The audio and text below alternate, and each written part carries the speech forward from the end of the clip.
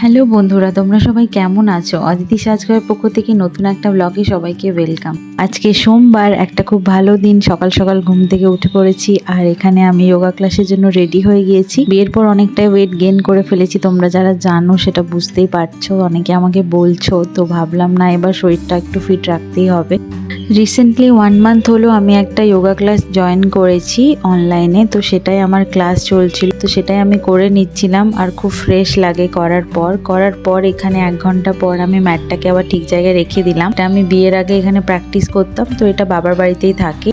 তারপর আমি চলে এলাম রান্নাঘরে। এখানে এসে একটু নিজের জন্য লিকার চা বানিয়ে নেব। আসলে আমি গ্রিন টি খাই, কিন্তু এখানে গ্রিন টিটা নিয়ে আসা হয়নি, তো সেই কারণে গ্রিন টিটা নেই, তাই নর্মাল লিকার চাই খেলাম, শুধু চা পাতা আর জল। আর এখানে একটা ক্রিম কেক আর বিস্কিট নিয়ে নিয়েছি।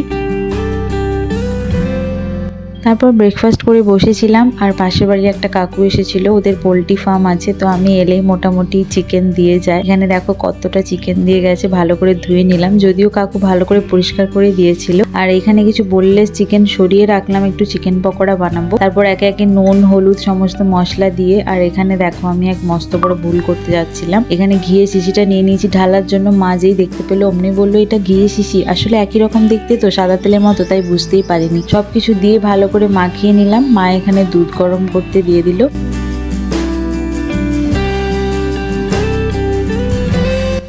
এখানে বোনলেসে চিকেনের পিসগুলো খুব বড় বড় ছিল, তো সেগুলোকে আমি একটু মিডিয়াম আর একটু ছোট সাইজ করে কেটে নিলাম যাতে অনেকগুলো হয়। তারপর একে একে নুন হলুদ সমস্ত মশলা দিয়ে দিলাম আর এখানে দিয়ে দিলাম কর্নফ্লাওয়ার, যেটা তো তোমরা সবাই জানো দিতেই হয়। আর তারপর একটা ডিম ফাটিয়ে দিয়ে দিয়েছি, ভালো করে সবটাকে মাখিয়ে নিলাম। দেখলাম ব্যাটারটা ভীষণ পাতলা লাগছে, তো ওপর থেকে একটু বেসন অ্যাড করলাম, তারপর একটু পেঁয়াজ কুচি লঙ্কা কুচি অ্যাড করে সমস্ত কিছু মিক্সড করে এখানে পুরোপুরি রেডি হয়ে গেছে।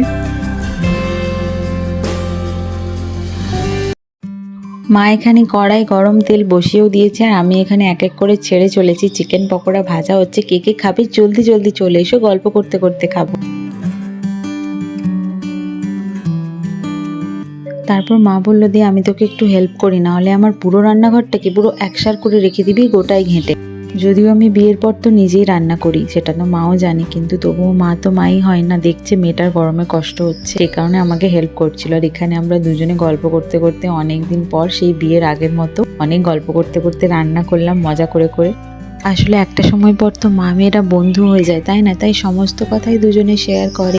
আর আমরা যে এতটা বড় হয়ে গেছি কবে সেটা তো বুঝতেই পারিনি, কিন্তু এখন এসে বুঝতে পারছি যে না, সত্যি অনেকটা বড় হয়ে গেছি হয়তো, যদিও বাবা মায়ের কাছে সেই ছোটই থাকবো। চলো, এদিকে আমাদের পকোড়া রেডি হয়ে গেছে, দেখেছো কত সুন্দর লাল লাল পকোড়া হয়েছে।